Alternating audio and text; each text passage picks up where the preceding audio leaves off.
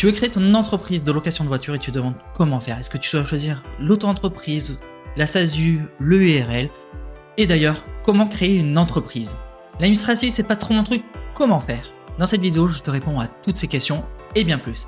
Hello, moi c'est Romain, j'ai 10 ans d'expérience en cabinet comptable à conseiller les entrepreneurs comme toi. Avant toute chose, il faut d'abord comprendre comment fonctionnent les auto-entreprises et les sociétés. C'est ce que je te propose de voir tout de suite.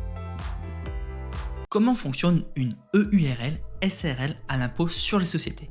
Ici, il y a un détail important à comprendre. Qui paie l'impôt et comment ça marche? Et petit spoiler, ce n'est pas toi directement, c'est ta société. Je vais t'expliquer ça simplement avec l'exemple de Tom. Voici Tom, il a monté une EURL. Cette année, sa société a gagné 100 000 € de chiffre d'affaires. Cool, non? Mais il a aussi des dépenses à déduire, 70 000 € pour payer son local, ses factures et même son salaire. Après toutes ces dépenses, il reste 30 000 €. Ça, c'est ce qu'on appelle le bénéfice imposable.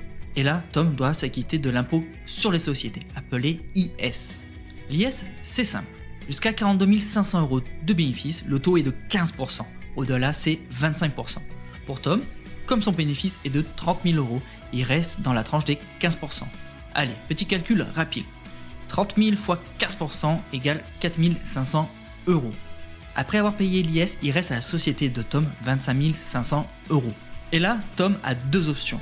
Soit il réinvestit l'argent dans sa société pour la développer, soit il peut prendre cet argent en dividendes. Et là, ça se complique un peu.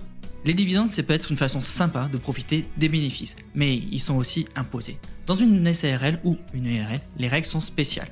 Si la société de Tom décide de distribuer des dividendes, jusqu'à 10% du capital social et du compte courant d'associé sont soumis à la flat tax de 30%.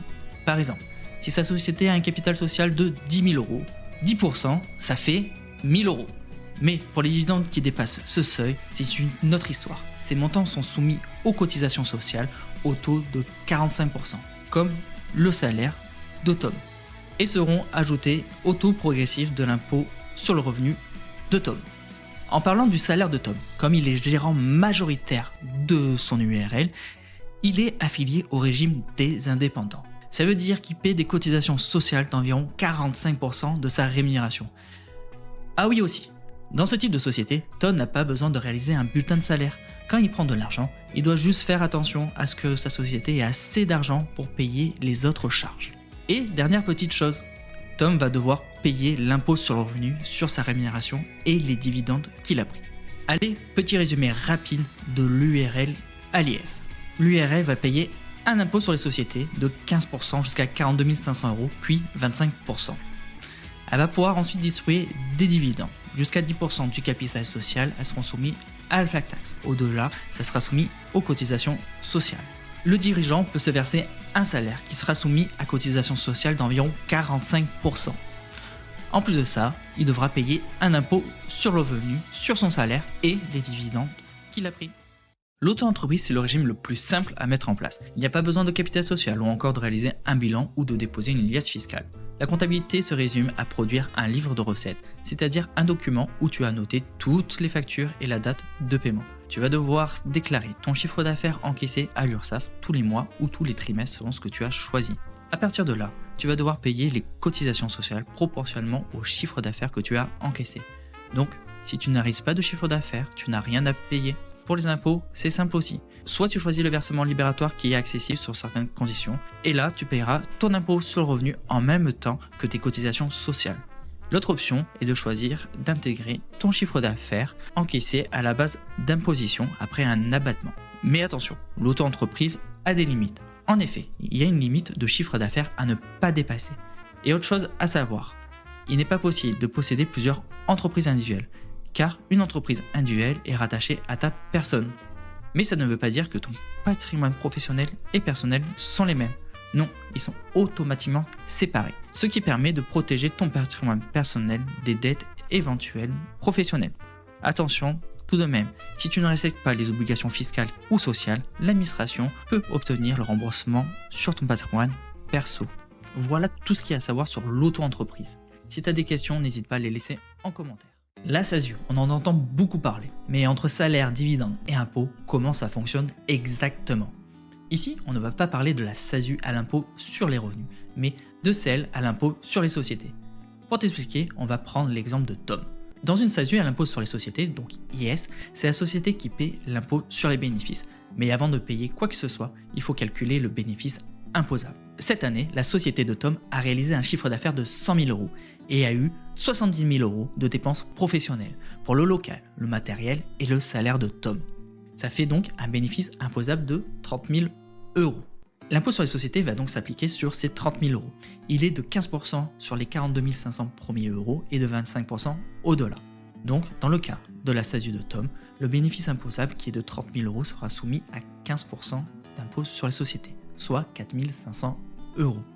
Il va donc rester dans la société de Tom 25 500 euros après avoir payé cet impôt sur les sociétés.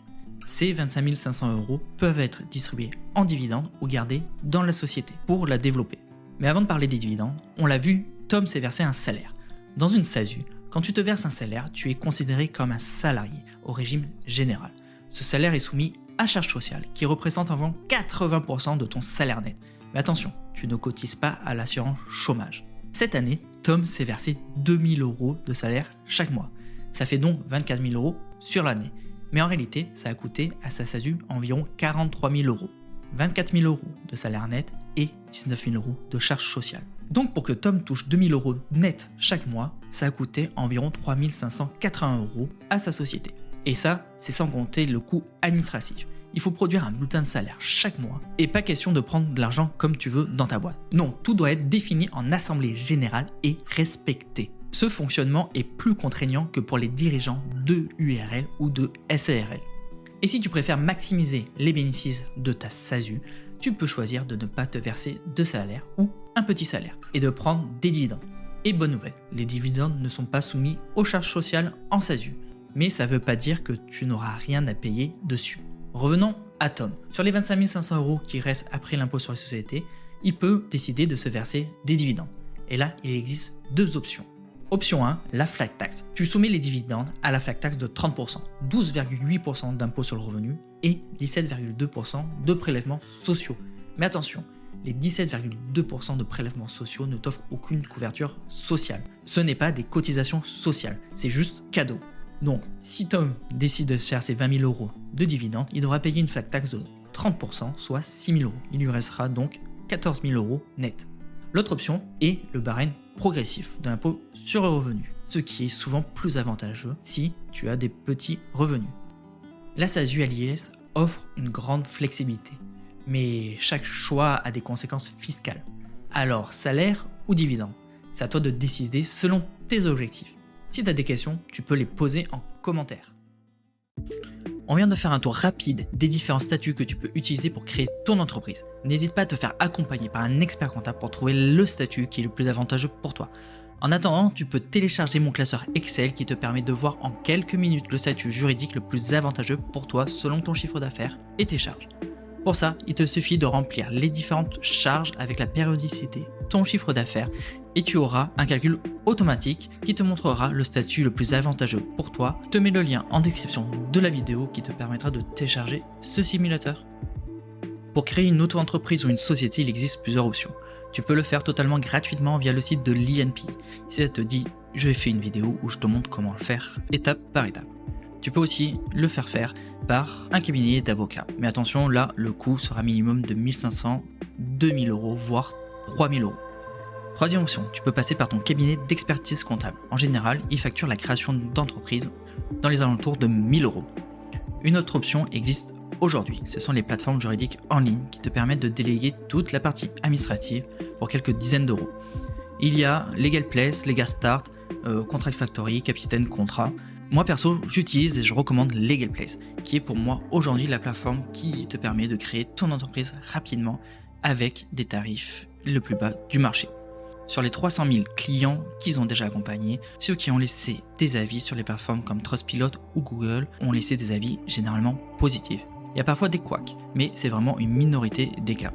La plateforme de Legal Place est vraiment très simple d'utilisation et te permet de créer ton entreprise en quelques minutes. Tu as juste à remplir un questionnaire, puis après, Legal Place s'occupe de tout.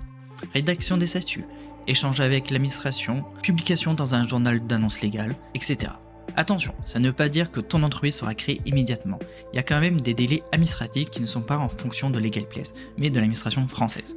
Par contre, je trouve qu'en passant par eux, les délais sont vraiment réduits. Si tu veux savoir comment ça se passe concrètement pour créer une entreprise avec LegalPlace, j'ai fait une vidéo où je crée une micro-entreprise. Je te l'affiche à l'écran et la mets en description. C'est une auto-entreprise, mais ça fonctionne exactement pareil pour n'importe quel type d'entreprise. Et je te parlais du tarif. Pour créer une société, les tarifs commencent à 99 € et pour les auto-entrepreneurs, c'est 59 €. Mais avec le code promo SOFTDEAL, tu économises 15% sur tous les services. Ça veut dire que tu peux créer ta micro-entreprise pour 50 € et ta société pour 84 €.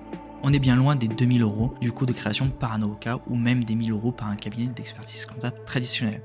Donc n'oublie pas d'utiliser le code promo SOFTDEAL.